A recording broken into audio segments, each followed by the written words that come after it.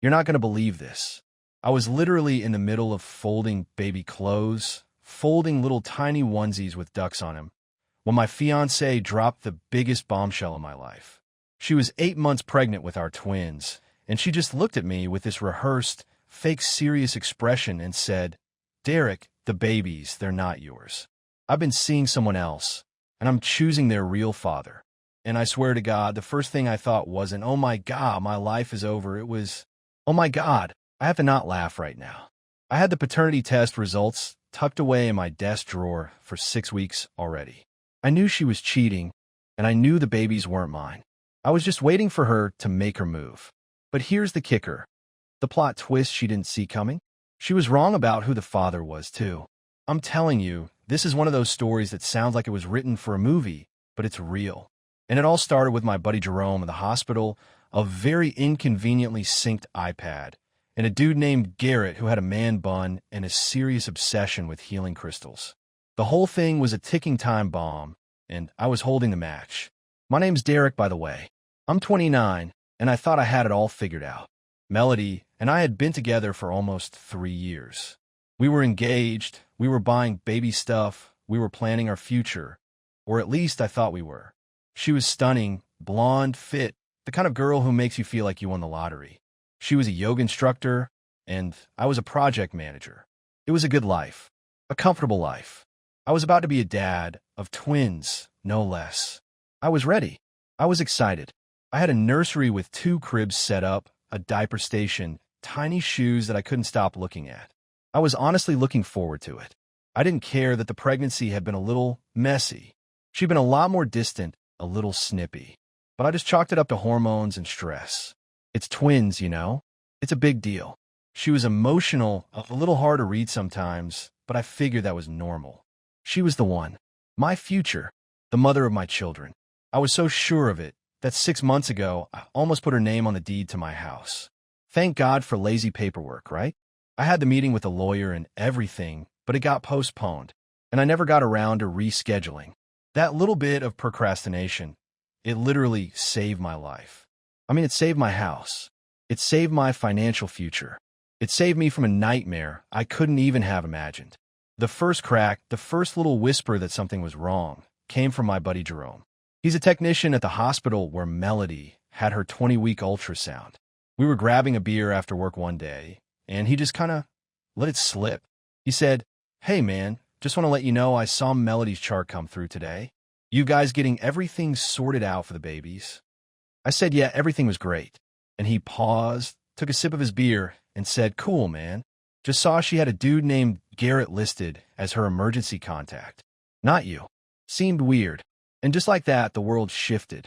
It was such a small detail, but it was like a rock skipping on a frozen lake. You can see the cracks spreading. I didn't say anything to him. I just pretended it was nothing. We finished our beers and I went home, but I couldn't stop thinking about it. Garrett. Who the hell was Garrett? I asked her about it that night, super casually. "Hey babe, who's Garrett? You mentioned him once, I think." Her reaction was telling. She got real defensive. "Oh, he's just some guy from my yoga class. You know how it is, we all have our little group." She was blushing, which I'd never seen her do. "Why are you asking?" I said, "No reason. Just curious." I didn't press it. I didn't want to tip my hand yet. But that was the night I started digging. The first thing I checked was my old iPad. We used to share it for everything, for streaming shows and stuff. She'd forgotten that her cycle tracking app was still synced to it. I opened it up, and my blood ran cold. The app, with all its colorful little graphs and symbols, showed that she wasn't ovulating when we had sex that month. Not even close. She was in her infertile window. But the app showed a big red ovulation circle on the weekend of her high school reunion in another state. The reunion she went to alone. That's when I knew. The babies weren't mine. I couldn't confront her without proving it. So I started gathering evidence. I found her tag in a bunch of photos from that reunion weekend. And there he was, her ex Brendan, the guy she dated for 6 years. He was in every other picture with her, his arm around her, smiling like he'd won the lottery. I felt this rush of rage, but it was weird. It wasn't the gut-wrenching kind of rage you'd expect. It was a cold, calculating anger. It was the feeling of knowing I'd been played for a fool. and I wasn't going to let her get away with it. Not like this. I found a way to get a paternity test done without her knowing. It was a long shot, but I had to know for sure. I got a swab from a toothbrush and mailed it in. 2 weeks later, the results were in. The twins were not my biological children. I felt nothing, just a deep sense of calm, a surreal kind of peace. It confirmed what I already knew. And then I just waited. I kept playing the role of the excited dad-to-be. I folded the baby clothes, I put the cribs together, I talked to her about baby names and the delivery plan. I smiled and nodded and pretended everything was normal, all while a little folder with the word paternity stamped on it sat in my desk drawer, the most expensive and important piece of paper I'd ever owned. And then she came to me, 8 months pregnant, her stomach bulging with the 2 lives I was supposed to be a father to. She sat me down with her little rehearsed speech about how she'd found the real father and how she was leaving me. And that's when I knew I'd won. She'd been playing me for months, trying to figure out her next move. She was probably hoping I'd be devastated, that I'd fight for her, that I'd beg her to stay, that I'd be so emotionally broken that I'd just accept her and whatever she'd done. But she had no idea that I'd already been through the emotional ringer. I'd already mourned the life I thought I was going to have. I was already on the other side of it. So when she told me the news, I just looked at her, then down at the little yellow duck onesie in my hands. The irony was so perfect, so incredibly stupid, that I had to bite my lip to keep from laughing.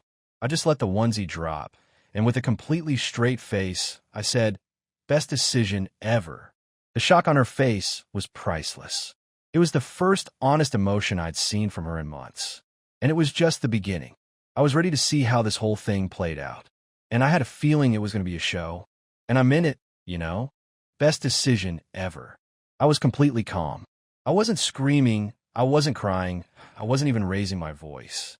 And that, I think, is what threw her off the most. She was expecting a big, dramatic fight. Tears. Yelling. Pleading. She was ready for me to get on my knees and beg her to stay. She was ready for the scene she'd probably replayed in her head 1,000 times. But all she got was this completely deadpan response from me. "Wait, what?" she said. Her face went through like 5 different expressions in a split second. Confusion, then disbelief, then a little flicker of fear. I said it's the best decision. I repeated, picking up another tiny onesie, a blue one this time. "When do you want to move out?" The onesie felt so small in my hands. It was the one I'd bought thinking of a baby boy. A son. My son. And here I was just folding it. Like it was nothing. Like the last 9 months had been a joke.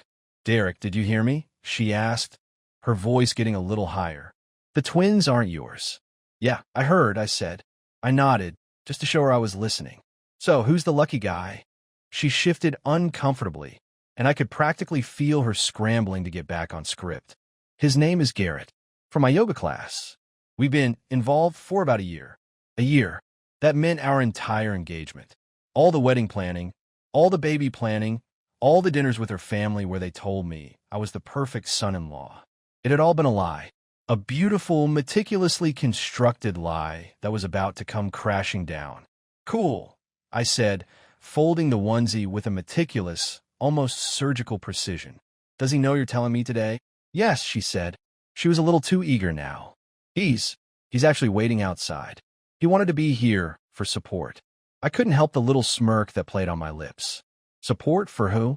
You? Or me? This isn't a joke, Derek. I'm carrying another man's children, and you want to be with him. I get it. Seriously, Melody, I'm not fighting this." She stood up, pacing now. "You're being weird. Why aren't you angry? I get it. Seriously, Melody, I'm not fighting this." I just kept folding. I knew she was trying to get a rise out of me, try to get the emotional reaction she was expecting. But she wasn't going to get it. I'd already had my emotional breakdown. It happened 6 weeks ago when I opened that paternity test. I'd already grieved the loss of the life I thought I was going to have.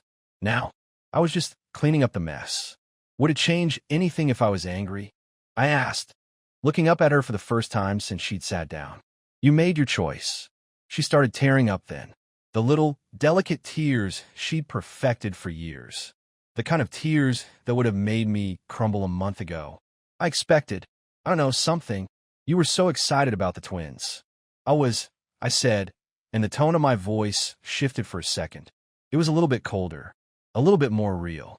I was excited until my buddy Jerome, who works at the same hospital where we did our 20-week ultrasound, let slip that you had listed some dude named Garrett as your emergency contact. Not your fiancé. Her tears stopped. Her mouth hung open. She was completely silent. It was the first time she'd been truly surprised. I had information she didn't think I had. I had the upper hand, and she knew it. That, I said, folding the last onesie and placing it neatly in a box, started my digging. Tell Garrett he can come in. Might as well meet him properly. She practically ran to the door, and then walked. Garrett. He was exactly what you'd imagine a yoga instructor named Garrett to look like. Man bun. Spiritual tattoos. The kind of clothes that looked like they were woven from recycled hemp. He looked like he drank his own kombucha. He walked in, saw me, and immediately tried to play the hero. Derek, I want you to know I never meant. He started. I cut him off. Save it, I said, shaking his hand, which was surprisingly clammy. You two figure out living arrangements? They exchanged glances. Melody, still a little flustered, said, I thought I'd stay here until the babies come. Then we'll figure it out. Nah, I said. I pulled out my phone, went to the search bar. I'll get movers here tomorrow. Where should they take your stuff? Derek, I'm 8 months pregnant, she said, her voice full of indignation now. You can't just kick me out. I'm not kicking you out, I said, scrolling through moving companies. You chose him. Go be with him. Unless. I looked at Garrett, who was looking more and more uncomfortable by the second. You don't have space for her. His face went red. I have roommates, he mumbled. We're looking for a place. Roommates? I actually laughed out loud this time. It was a genuine, full-throated laugh. Bro, she's about to pop out 2 kids, and you have roommates? It's temporary. Melody jumped in, trying to save him. Garrett's art is taking off. He just needs time. His art. I said, what kind of art? Interpretive sculpture using recycled materials, Garrett said, with zero irony. So, trash art. I said, my voice still filled with amusement. Cool. Well, good luck with that. Melody, movers tomorrow at noon. Be ready. This is my home, too, she said, and her tears were back. I have rights. It's my house, I said. My name only. You have 0 rights here. It was the truth, and she knew it. She knew it deep down in her bones. The realization that she was completely powerless, completely dependent on this dude with a man bun and 3 roommates, was starting to sink in. Where am I supposed to go? She sobbed. Ask your baby daddy, I said, looking right at Garrett. Oh, wait. He lives with roommates. How many we talking, dude? 3? My guy, you raw-dogged another man's fiancée, and you can't even offer her a bedroom? Her tears were flowing now. Derek, please.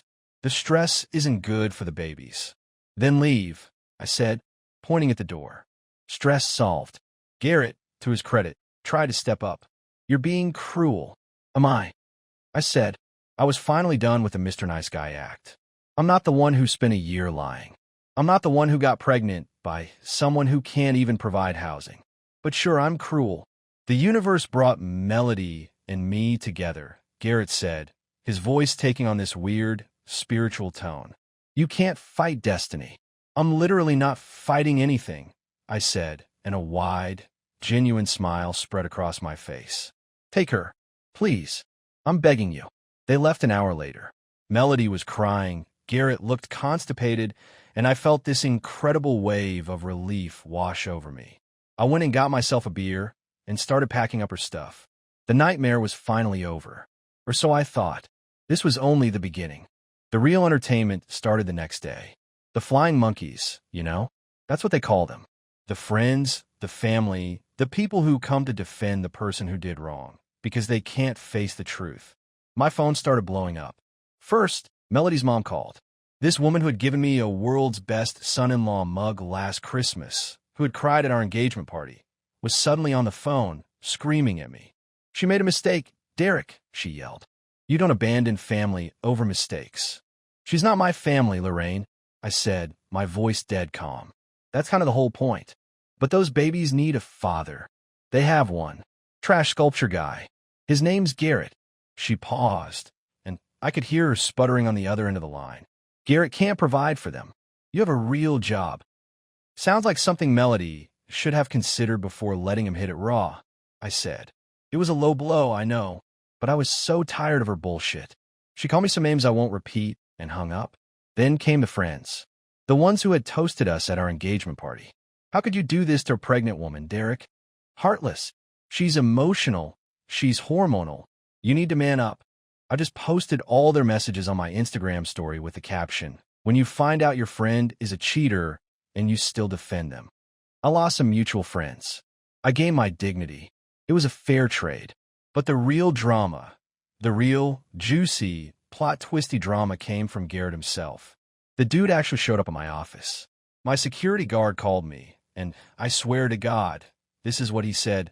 "Mr. Adams, there's a gentleman here with crystals." I went down, out of morbid curiosity. And there he was, standing in my corporate lobby with a man bun, wearing a tie-dye shirt, holding 3 actual, honest-to-God, healing crystals in his hand. "Derek," he said, and I could hear the fake spiritual bullshit in his voice. "We need to talk about energy transfer." I just stared at him. The only transfer I care about is Melody stuff out of my house. "No, man," he said, shaking his head. "The energetic connection between you and the twins. Even though they're biologically mine, they've been absorbing your energy for months. I need you to formally release your energetic claim so I can properly bond with them." I just stared at him. The sheer audacity of this guy. The delusion was mind-boggling. "Are you high right now?" "I'm serious," he said. "Sure thing," I said, and I waved my hands around like I was a magician. I released the energy. "There, we good." "You're mocking something sacred," he said, and he looked genuinely offended. "Garrett, my dude," I said, "you're standing in an accounting firm with healing crystals, asking me to release energy claims on kids you made while banging my fiancée.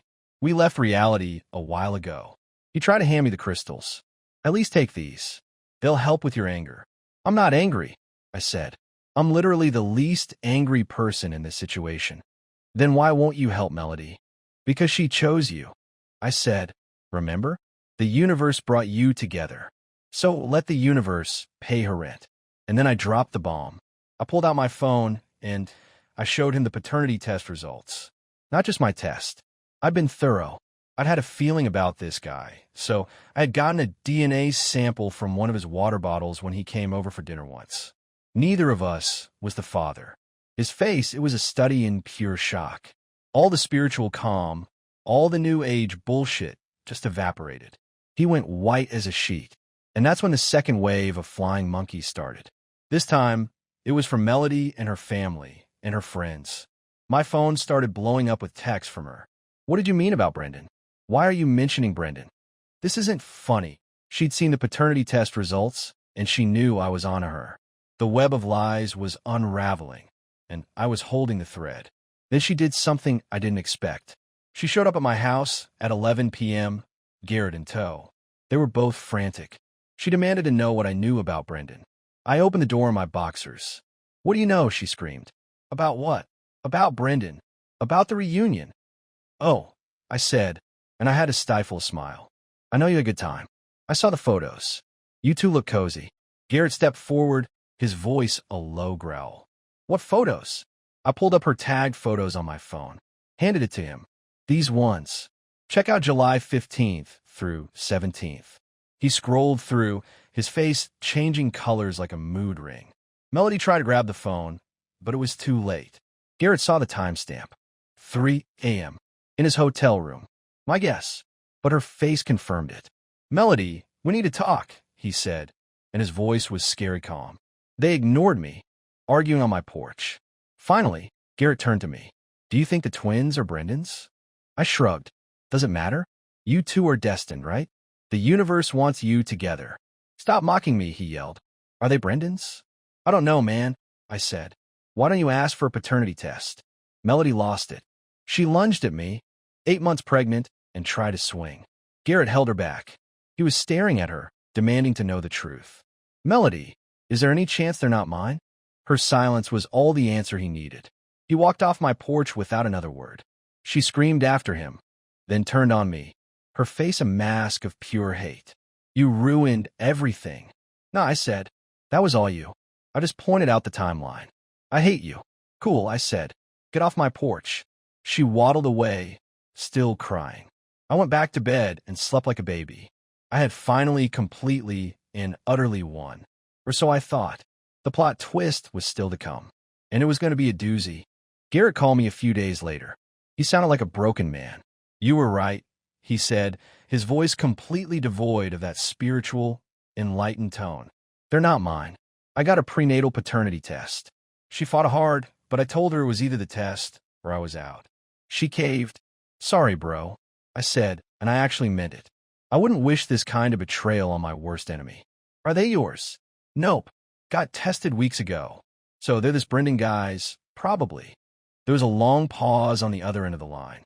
I don't know, he said, and he sounded so small. I love her. You love someone who cheated on you. While cheating with you, I said, my voice deadpan. When you put it like that, how else would you put it? I asked. He hung up, but the story doesn't end there. It turns out Brendan, the ex, was married and had reconciled with his wife right after the reunion. Melody didn't know. She found out when she Facebook messaged him about the babies, and his wife responded. The wife, Natasha, called me. Is this Derek, Melody's ex? She asked. Yeah, I'm Natasha, Brendan's wife. We need to talk. We met at a coffee shop. She brought receipts, literal credit card receipts from the reunion weekend. Hotel charges, dinner for two, breakfast. He told me he was rooming with his buddy Craig, she said, stirring her coffee for a full minute. Craig must have loved the romantic dinner. She wasn't amused. I'm pregnant, too. For months. We reconciled 2 weeks after that reunion. Oh, snap, I said. Yeah. Oh, snap. So these twins are probably your husband's. She just stared at me. I'm not leaving him, she finally said. That's your choice, I said. But I'm not raising his affair babies either. Also fair, I said. Last I heard, she was trying to convince her yoga instructor baby daddy to stay. The one she cheated on you with? I said. That's the one, Natasha said, and she laughed bitterly. Jesus, this is a mess. Hey, I said, I'm just the ex-fiancée who dodged a bullet. She left with Brendan's test results, ready to confront him. I went home to find Melody parked outside my house. Garrett's crappy Prius nowhere in sight. He left me, she said as I walked up. She was crying now, but it wasn't the fake, delicate tears from before. It was a raw, guttural sob. Okay, Derek, I'm scared. I'm about to have twins, and I'm alone. You're not alone, I said. You have your mom. And Brendan. Brendan's married. So were you engaged? Didn't stop either of you. This isn't funny. I could go into labor any day. Then why are you at my house instead of home resting? Because I need help. You loved me once. I love who I thought you were. That person doesn't exist. Derek, please. Just until I figure things out. I'll sleep on the couch. Absolutely not. These are innocent babies whose father is alive and married and probably getting his ass handed to him by his wife right now. Not my problem. You're really going to let me struggle? I'm going to let you figure out the consequences of your choices. Yeah, I'll tell everyone you knew I was pregnant and abandoned me. Tell them. Tell them how you got pregnant cheating on me with a yoga instructor who doesn't exist because the babies are actually your ex's. See how that goes. She started ugly crying. Not the cute tears from before. Foolin' snot bubble sobbing. I fucked up. Okay, I fucked up everything. Are you happy? I'm neutral. This has nothing to do with me anymore. How can you be so cold? How can you be so entitled? You blew up our life, tried to baby trap another dude, got knocked up by a married man, and now wanted to save you. The audacity is honestly impressive. I'm not entitled. I'm desperate. Hi, desperate. I'm done with your bullshit. Please leave.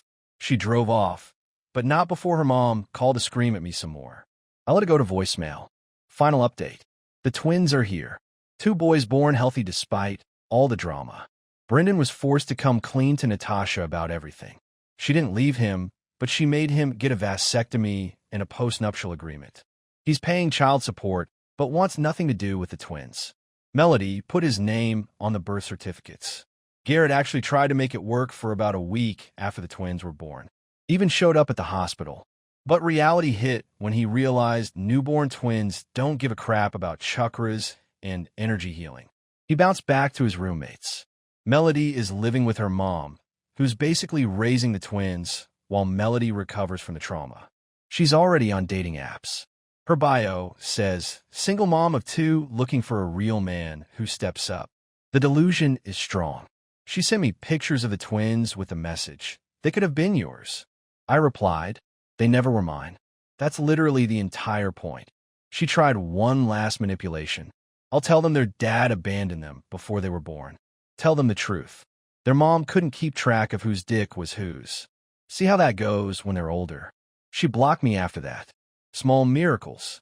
The wedding venue gave me half my deposit back since I canceled so far out. Used it for a sick gaming setup. The nursery is now my office. The crib became a donation to a women's shelter.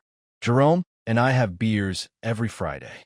He's seen some shit at the hospital, but he says my story tops most of them. Natasha actually reached out last week to thank me for exposing everything. Said it hurt like hell, but at least now she knows who she married. We're not friends or anything, but there's a weird mutual respect.